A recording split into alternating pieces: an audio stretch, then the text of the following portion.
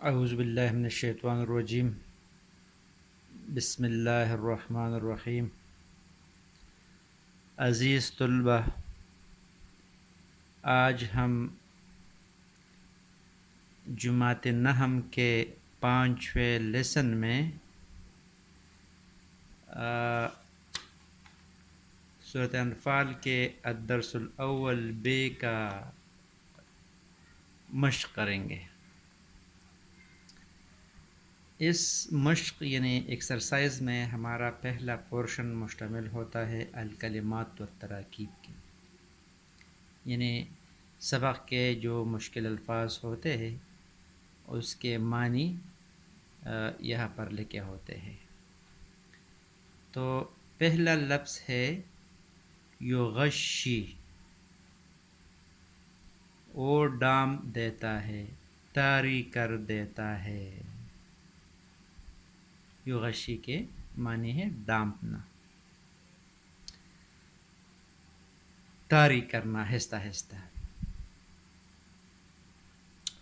النعاس کہتے ہیں اونگ کو یا غنودگی۔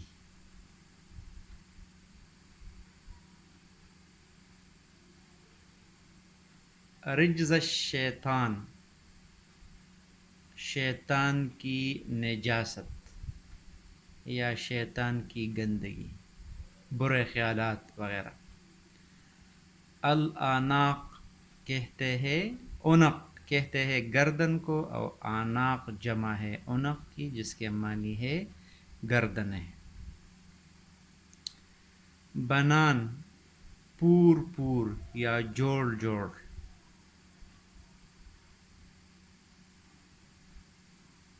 زخفن لشکر کشی کی صورت میں۔ متخرفا لقتال جنگی چال کے طور پر۔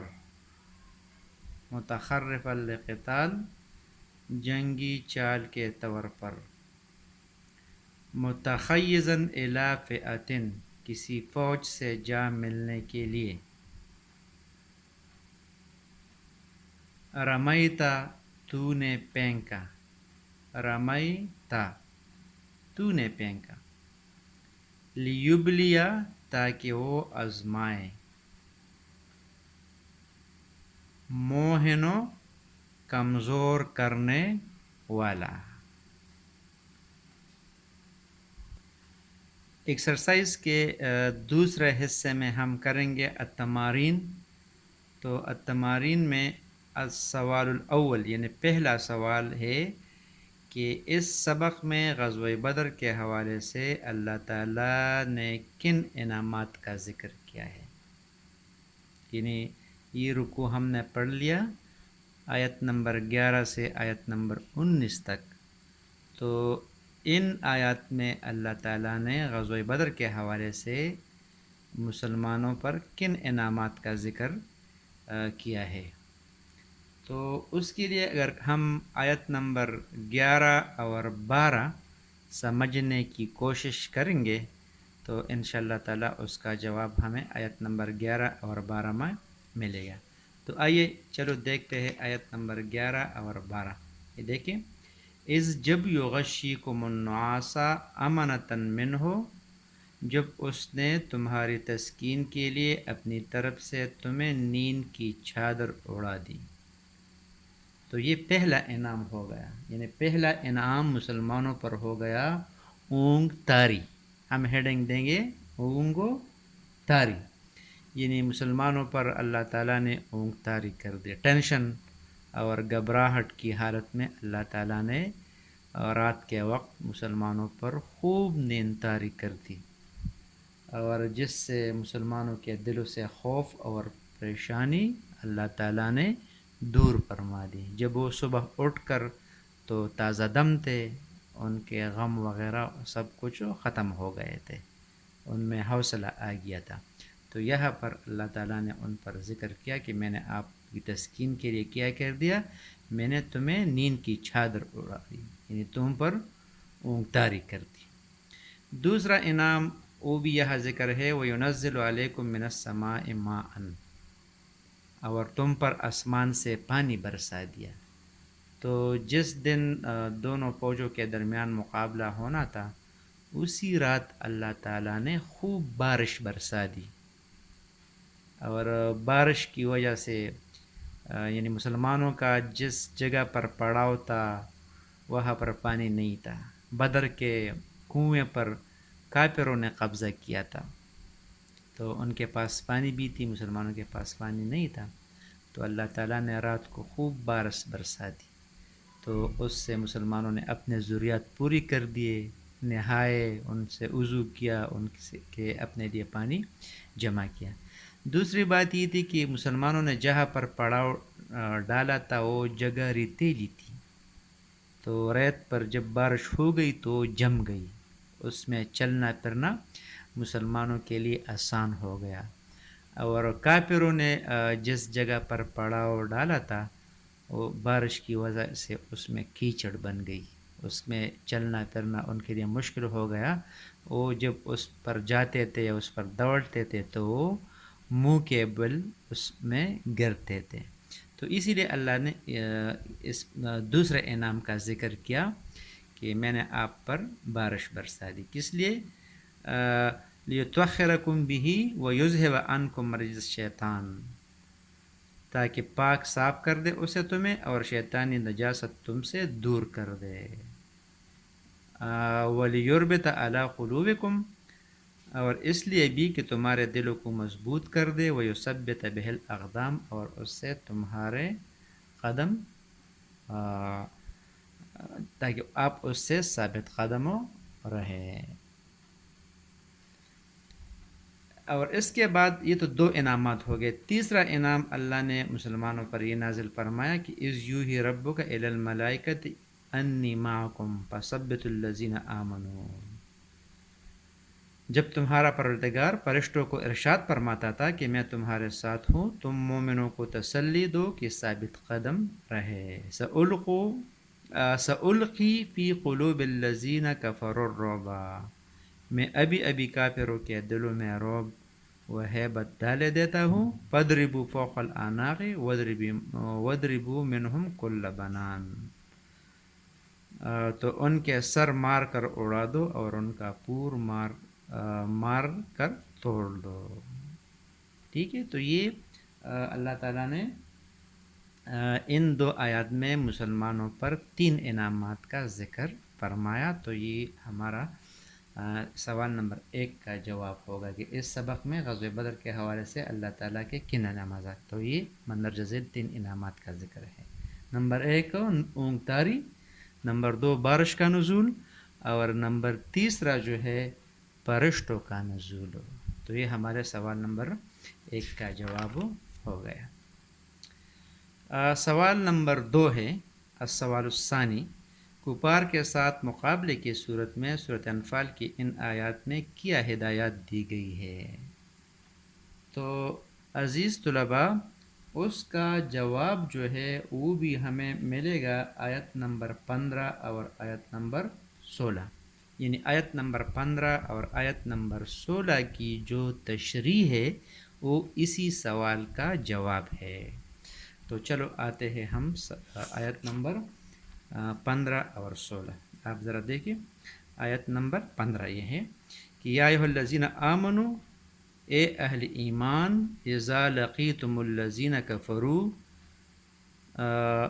جب میدان جنگ میں کفار سے تمہارا مقابلہ ہو، فلا تولوہم الادبار، تو ان سے پیٹ نہ پھیرنا. تو مسلمانوں کو اللہ تعالیٰ نے جنگ کے یہ اصول فرمایا کہ میدان جنگ میں کفار کی لشکر سے بھاگنا نہیں ہے.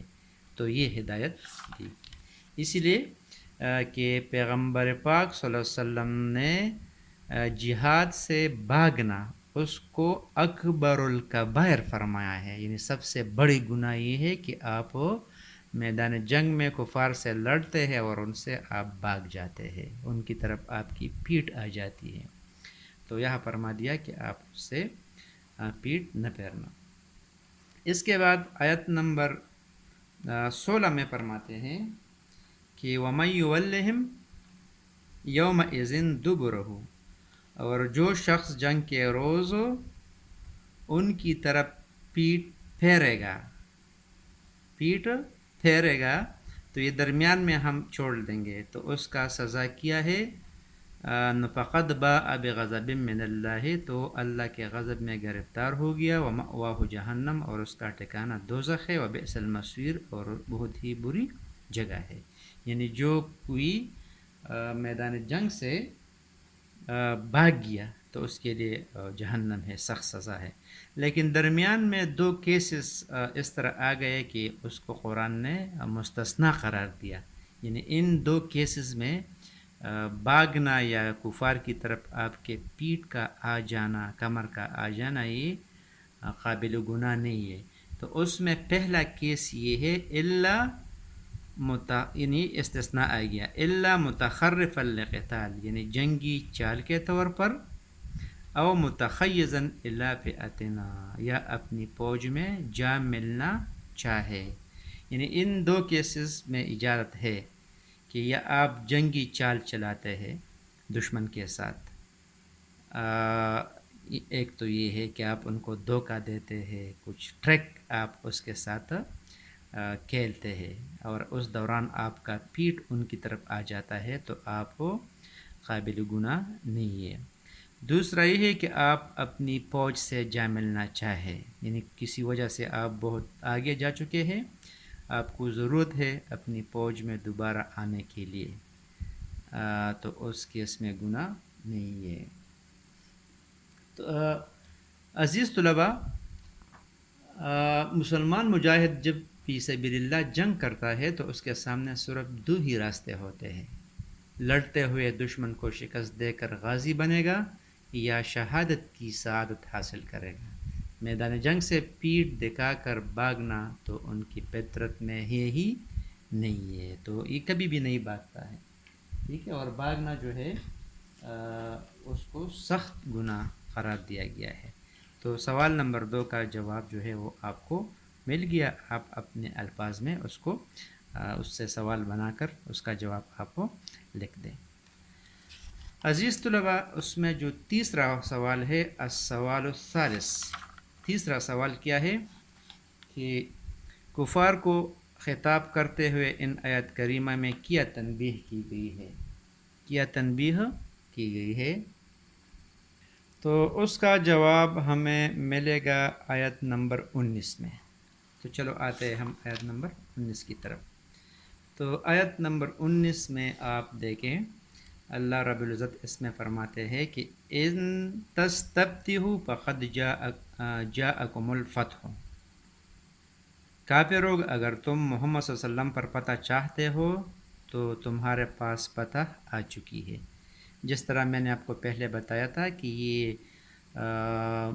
مکہ کے جو کافر تھے قریش، جب وہ مسلمانوں کے خلاف لڑائی کے لیے مکے سے نکل رہے تھے، تو انہوں نے جا کر کعبۃ اللہ میں کعبے کا غلاف پکڑ کر انہوں نے دعا مانگی تھی کہ اے اللہ، ان دو گروہوں میں سے جو افضل ہے، جو حق پر ہے، آپ ان کو فتح دلا دیں۔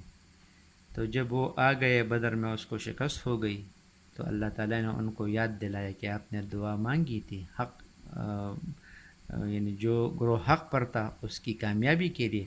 تو ابھی چونکہ اللہ تعالیٰ نے کامیابی مسلمانوں کو دلوا دی، تو اس لیے اس سے یہ ثابت ہو گیا کہ وہ حق ہے، آپ باطل پر ہیں۔ اس کے بعد اللہ فرماتا ہے کہ وَإِن تَنْتَهُوا فَهُوَ خَيْرٌ لَكُمْ، اگر تم اپنے افعال سے باز آ جاؤ تو تمہارے حق میں بہتر ہے۔ اب بھی چانس ہے آپ کے پاس، چلو جو گناہیں ہوئی ہے وہ چھوڑ دے، اللہ تعالیٰ اس کو آپ کے لیے معاف کر دے گا، ٹھیک ہے، ابھی آپ اپنے کرتوتوں سے باز آ جاؤ، تو اللہ تعالیٰ کیا ہے، غفور الرحیم ہے۔ لیکن وَإِن تَعُودُوا نَعُودُ، اگر پھر نافرمانی کرو گے تو ہم بھی پھر تمہیں عذاب کریں گے۔ مطلب ہے کہ اگر پھر بھی آپ اپنے برائیوں سے باز نہیں آئے تو ہمارا عذاب بھی دوبارہ آپ کو پکڑے گا، جس طرح جنگ بدر میں ہمارے عذاب نے آپ کو پکڑا تھا۔ وَلَن تُغْنِ عَنْكُمْ فِئَتُكُمْ شَيْئًا، اور تمہاری جماعت تمہارے کچھ بھی کام نہ آئے گی، ولو کا صورت، خواہ کتنی ہی کثیر کیوں نہ ہو. یعنی مطلب یہ ہے کہ جنگ میں تعداد کی کثرت کام نہیں آتی ہے. جنگ بدر میں آپ نے دیکھ لیا کہ آپ 1000 تھے، اسلحے سے لیس تھے، ٹرین آرمی تھی آپ کے پاس. مسلمان 313 تھے، سامان جنگ بھی ان کے پاس کم تھا، لیکن اللہ نے ان کو فتح دلوا دی. تو آپ کا کثیر لشکر، بہت بڑی تعداد آپ کے کام نہیں آئی. بڑے بڑے سردار آپ کے مارے گئے، بڑے بڑے سردار آپ کے قیدی بن کر مسلمانوں کے قبضے میں آ گئے. تو یہ اللہ تعالیٰ نے کفار کو وارننگ دی، تنبیہ کی. اگر آپ پھر بھی اپنے کرتوتوں سے باز نہیں آتے ہیں تو دنیا میں بھی اللہ تعالیٰ آپ کو عذاب دے گا مسلمانوں کے ہاتھ سے، اور آخرت کی جو عذاب ہے وہ آپ کے لیے تو تیار ہی ہے. وَأَنَّ اللَّهَ مَعَ الْمُؤْمِنِينَ، اور بے شک خدا مومنوں کے ساتھ ہے. یعنی اللہ تعالیٰ کی جو تائید و نصرت ہے وہ صرف اور صرف مسلمانوں کے ساتھ ہے، وہ کافروں کے ساتھ نہیں ہوتی ہے. تو اللہ تعالیٰ نے کافروں کو تنبیہ دی، وارننگ دی کہ آپ ٹھیک ہو جائے، سنبھل جائے، تو اللہ آپ کے گناہ معاف کر دے گا، وہ غفور رحیم ہے. اس کے بعد السوال الرابع، یعنی جو چوتھا سوال ہے وہ مشتمل ہے 3 مفہومات پر. اس کا مختصر سا ترجمہ اور تشریح لکھنا ہوتا ہے پیپر میں. تو الف میں مندرجہ ذیل عبارات کا مفہوم بیان کیجیے. الف، یا ایھا الذین آمنوا اذا لقیتم الذین کفروا زحفا فلا تولوہم الادبار. اے ایمان والو، جب میدان جنگ میں تمہارا مقابلہ ہو کافروں سے تو ان سے پیٹ نہ پھیرنا. ٹھیک ہے. تو اس کا یعنی اس کے مفہوم میں آپ سوال نمبر 2، کفار کے ساتھ مقابلے کی صورت میں سورۃ انفال کی عنایت میں کیا ہدایت دی گئی ہے، یا وہ جواب اس مفہوم نمبر الف کا ہے. ٹھیک ہے. یعنی اللہ تعالیٰ نے مسلمانوں کو جنگ کی ہدایت دی ہے کہ کافروں سے مقابلہ ہو تمہارا تو ان سے پیٹ نہ پھیرنا، سوائے 2 کیسز کے، ایک جنگی چال کے طور پر اور دوسرا اپنی فوج سے جا ملنے کے علاوہ. جو کوئی بھی جنگ کے روز اپنا پیٹ پھیرے گا تو اللہ کے غضب میں گرفتار ہو گیا اور ان کا ٹھکانہ جو ہے وہ جہنم ہے. تو یہ اس کا تشریح ہو گیا اور ترجمہ ہو گیا.